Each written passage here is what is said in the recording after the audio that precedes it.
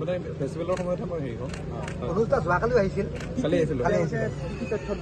ধৰিছে আপুনি দাঙি দিছে মই আপোনালোকৰ পথৰ ৰিলিজ চিলিজ এইবিলাক বিচাৰিছে কি দিছিলোঁ মই সেইটো সময়ত এইবিলাক মই কালি জমা কৰিলোঁ বিত্তীয় লেনদেনত আপুনি জড়িত নাই মই নিজৰ পইচা ফচি আছোঁ কেইবছৰ ধৰি আপুনি ফেষ্টিভেলত জড়িত পিয়াৰটোতো মই কৰোঁৱেই শিকে ফেষ্টিভেলৰ সময়ত মই পিয়াৰটো কৰোঁ নাই প্ৰথমৰ পৰাই আছোঁ এইবাৰ আপুনি ছিংগাপুৰত আছিলে আপোনাৰো কিবা পইচা বাকী আছে নেকি শ্যামকান্ত অলপতো দিলে চলে ন এতিয়া এইবিলাক কৈ লাভ নাই আৰু শিকে আৰু এটা অভিযোগ আছিলে যে জুবিন গাৰ্গৰ মৃত্যুৰ পিছতো নৰ্থ ইষ্ট ফেষ্টিভেল চলি আছে ছিংগাপুৰত এই বিষয়টো কিমান দূৰ সত্য হয়নে সেই প্ৰথমৰ দিনা যেতিয়া আমি খবৰটো পাইছোঁ মই তেখেতক ছাজেষ্ট কৰিছোঁ কেঞ্চেল কৰিবলৈ সেইবিলাকো মই জমা কৰিছোঁ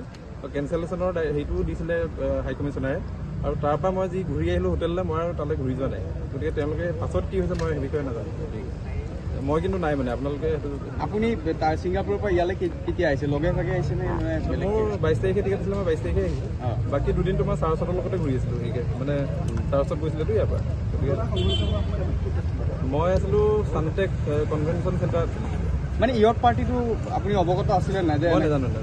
আমি পাছতহে গম পাইছোঁ কোনে এইটো আয়োজন কৰিছিলে এইবোৰ এতিয়া আপোনালোকৰ পৰাহে গম পাইছোঁ কোনে আয়োজন কৰিছে আমি তেতিয়া নাজানো মই ঘটনাটো সংঘটিত হৈছিলে তাৰপাছত আপোনালোকে নৰ্থ ইষ্ট ফেষ্টিভেলৰ বহুকেইটা অনুষ্ঠান আপোনালোকে অনুষ্ঠিত কৰিছিল নাই কৰা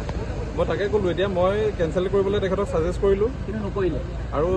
ইণ্ডিয়ান হাই কমিশ্যনে কেঞ্চেল কৰিলোঁ বুলি ঘোষণাও কৰিলে আৰু মই গুচি আহিলোঁ তাৰ পৰা আৰু ছেকেণ্ড থাৰ্ড ডেট মই কিন্তু একেবাৰে যোৱা নাই কিন্তু অভিযোগ উঠিছে যে তাত ফেশ্বন শ্ব' এটা চলিছিলে জুবিন দাৰ ঘটনাটো হোৱাৰ পিছতো বুলি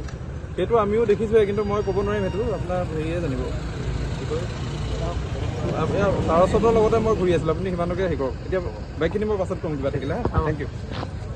যিকোনো খবৰৰ বাবে যোগাযোগ কৰক 7099017330 লগতে 7099017110 নম্বৰত